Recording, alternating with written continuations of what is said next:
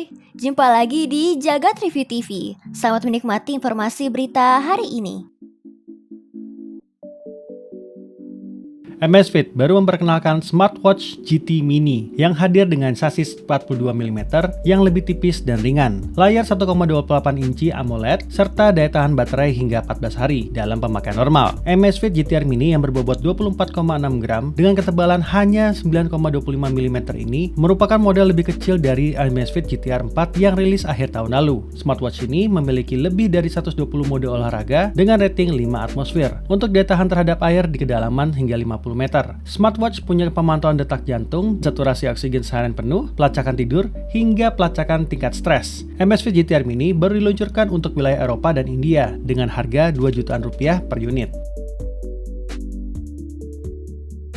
Motorola Razr Plus 2023 akan punya baterai yang lebih kecil.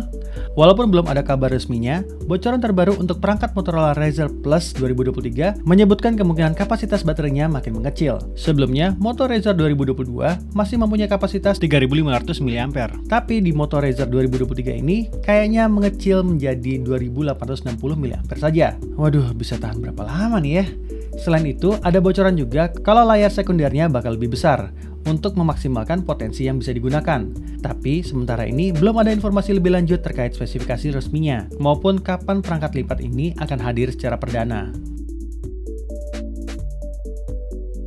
Qualcomm akhirnya resmi mengumumkan chipset menengah atas terbarunya, yakni Snapdragon 7 Plus Gen 2. Ya, kalian nggak salah dengar.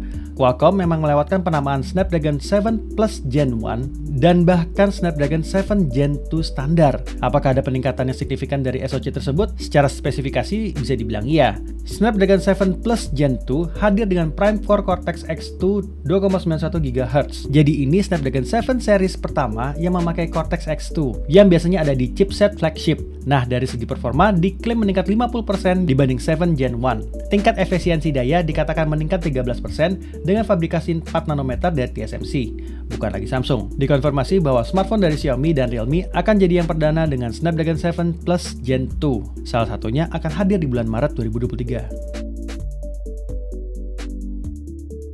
Kabarnya nih, Samsung akan membawa kembali rotating bezel pada Galaxy Watch 6 Pro mendatang. Fitur unik tersebut sempat absen sepenuhnya pada Galaxy Watch 5 series yang dirilis tahun lalu.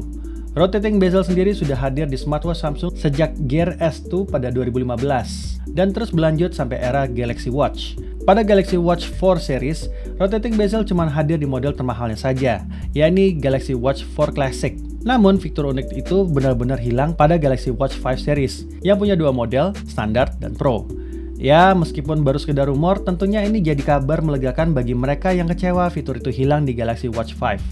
Memang sih, serasa ada sensasi tersendiri ketika memutar-mutar bezel smartwatch secara fisik saat ingin bernavigasi. Kalau kalian sendiri gimana? Penting nggak sih fitur rotating bezel? Spesifikasi Samsung Exynos 2300 bocor. Informasi kernel terkait chipset dengan kode nama Quadra buatan Samsung sempat dibocorkan. Chipset yang diyakini sebagai Exynos 2300 tersebut akan menggunakan inti Super ARM Cortex-X3 tunggal dengan clock hingga 3,09 GHz. Chipset yang menggunakan 9 inti dengan konfigurasi 144 ini nantinya didukung 4 inti performa ARM Cortex A715 di 2,65 GHz serta 4 inti efisien ARM Cortex A510 di 2,1 GHz. Dengan konfigurasi inti ini, Exynos 2300 bisa bersaing dengan kemampuan chipset Qualcomm Snapdragon 8 Gen 2. Chipset juga memiliki GPU onboard Exclipse 930 yang merupakan hasil kerjasama Samsung bersama AMD. Untuk sementara waktu, belum ada informasi lebih detail kapan Samsung akan memperkenalkan chipset ini secara resmi. Jadi, gimana menurut kamu berita hari ini? Ingin selalu up to date dengan informasi teknologi terkini?